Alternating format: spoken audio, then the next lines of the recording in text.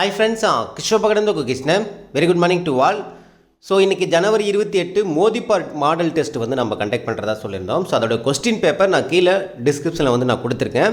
So இந்த பாடங்கள் நீங்கள் நல்லா தரவாக படிச்சிருந்தால் மட்டும்தான் இந்த டெஸ்ட் நீங்கள் வந்து அட்டன் பண்ண முடியும். ஸோ நீங்கள் கொஸ்டின்ஸ் வந்து ஒவ்வொரு கொஸ்டினும் நீங்கள் அட்டன் பண்ணும்போது உங்களுக்கு புரியும். ஓகேங்களா, ஈஸியாக அட்டன் பண்ணிட முடியாது. ஈவன் வந்து பார்த்தோன்னா தமிழாக இருந்தாலும் சரி, இல்லை ஜிகேலாம் வந்து பார்த்தோன்னா கம்பல்சரி வந்து நீங்கள் நல்லா தரவாக படிச்சிருந்தால் மட்டும்தான் உங்களால் இந்த டெஸ்ட் வந்து அட்டன் பண்ண முடியும். ஓகேங்களா, ஸோ அதனால் இந்த டெஸ்ட் கொஸ்டின் பேப்பரை நீங்கள் ஒர்த்தாக நீங்கள் வந்து அட்டன் பண்ணணும்னு நினச்சிங்க நல்ல ரிவிஷன் பண்ணிவிட்டு போர்ஷன் நல்லா கவர் பண்ணிவிட்டு இந்த டெஸ்ட் எழுதுங்க.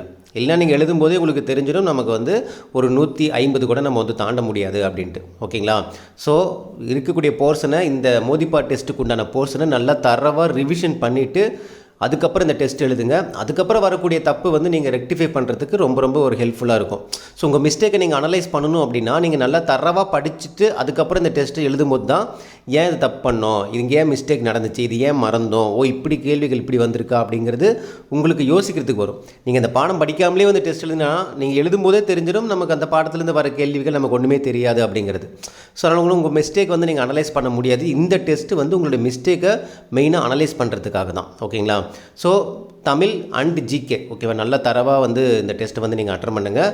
ஸோ ஒவ்வொரு கொஸ்டினுமே நீங்கள் யோசிச்சு போகிற மாதிரி தான் இருக்கும். நீங்கள் டெஸ்ட் கொஸ்டின் பேப்பர் பார்க்கும்போது உங்களுக்கு புரியும். ஓகேங்களா, 3 மணி நேரம் கண்டினியூஸாக டைம் இருக்கிற மாதிரி நீங்கள் வந்து எடுத்துக்கங்க. ஓஎம்ஆர் சீட்டில் இந்த டெஸ்ட் எழுதுங்க.